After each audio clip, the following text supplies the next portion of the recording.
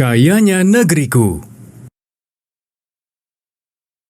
Dalam tematik 9 ini, ada subtema sebagai berikut. Subtema 1, kekayaan sumber energi di Indonesia.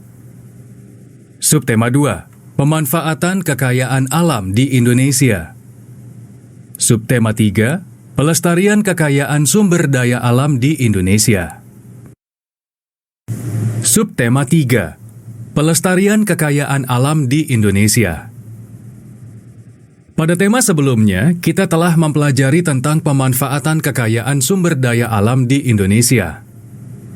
Setelah memanfaatkannya, kita harus dapat melestarikan kekayaan alam Indonesia. Mari kita bahas bersama. Pernahkah kalian terfikir keadaan bumi 20 hingga 30 tahun ke depan? Dari dua kelompok gambar ini, keadaan mana yang kalian inginkan? Bagaimana cara mencapai bumi yang asri dan sehat? Bumi memberikan isinya untuk dapat dimanfaatkan oleh manusia. Namun seringkali pemanfaatan hasil bumi dilakukan tanpa tanggung jawab. Mari kita simak perbuatan berikut ini. Perhatikan gambar-gambar berikut ini. Pembakaran hutan dilakukan untuk membuka lahan hutan. Sementara pembalakan liar dilakukan untuk mengambil kayu hutan. Perpindahan penduduk ke kota untuk mencari penghidupan. Terkait juga dengan penggunaan kendaraan bermotor yang semakin banyak. Contoh kegiatan tersebut dinamakan eksploitasi lingkungan. Apakah kamu tahu akibat dari eksploitasi lingkungan? Pembalakan liar dan kebakaran hutan menyebabkan keadaan hutan di Indonesia setiap tahun semakin berkurang. Hilangnya hutan juga membuat persediaan oksigen dunia menipis. Akibat lain dari pembalakan liar dan kebakaran hutan adalah hilangnya habitat satwa yang berakibat pada kepunahan flora dan fauna. Perpindahan penduduk dari desa ke kota menimbulkan banyak pemukiman liar dan pemukiman padat penduduk. Banjir dan masalah sosial menjadi isu utama akibat perpindahan penduduk. Perpindahan penduduk juga berimbas pada meningkatnya polusi dan pencemaran lingkungan. Perhatikan data di samping ini yang menjelaskan akibat pencemaran lingkungan pada balita.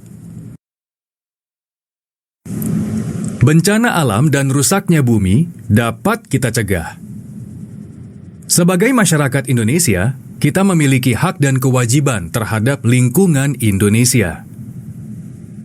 Sudahkah kamu melaksanakan kewajiban atas lingkungan? Kewajiban pertama terhadap lingkungan adalah kewajiban terhadap air bersih. Pertama, kita dapat melakukan kegiatan hemat air. Kedua, buat sumur resapan. 3, menanam pohon dan menambah persediaan air tanah. Kewajiban terhadap lingkungan lainnya adalah terhadap sumber energi. Selain hemat energi, kita dapat melakukan kegiatan dengan memanfaatkan energi alternatif. Kewajiban terhadap lingkungan lainnya adalah terhadap hutan dan tempat tinggal. Menjaga hutan dan lingkungan dapat dilakukan dengan beberapa cara, yaitu 1.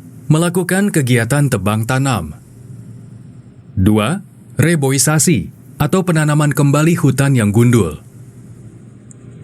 3. Lakukan program keluarga berencana dengan merencanakan pernikahan dan pembatasan jumlah anak. 4. Hindari tinggal di bantaran kali, pilihlah rumah susun yang disubsidi pemerintah.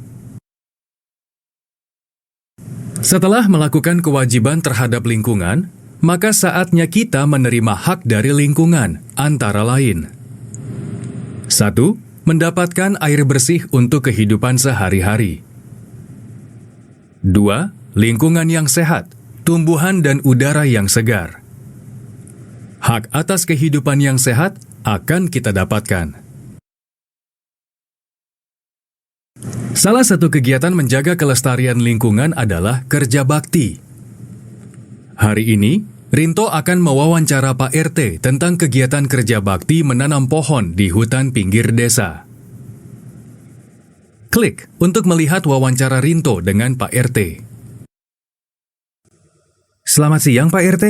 Apakah saya bisa mewawancara Bapak tentang kerja bakti ini? Selamat siang Rinto. Tentu saja boleh. Apa yang ingin kamu ketahui? Jadi, kegiatan menanam pohon ini salah satu bentuk menjaga lingkungan. Ya, sudah pasti. Dengan menanam pohon, kita bisa menyimpan air juga menambah jumlah oksigen. Wah, berguna sekali. Saya jadi ingin ikut membantu. Ayo, silakan. Ajak juga teman-teman kamu ya. Anak muda Indonesia harus sigap menjaga lingkungan. Baik, Pak. Saya panggil teman-teman dulu. Terima kasih untuk wawancaranya. Permisi, Pak. Ya, sama-sama. Saya tunggu ya.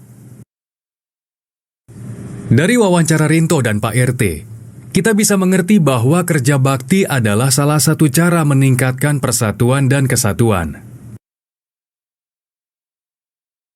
Dapatkah kamu menemukan 5 kata yang menggambarkan persatuan dan kesatuan? Klik untuk mengetahui jawabannya. Cari kata dengan teliti ya.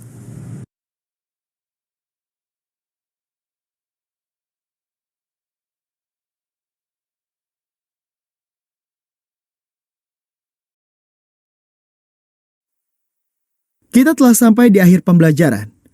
Bacalah daftar istilah berikut ini untuk memahami materi pembelajaran.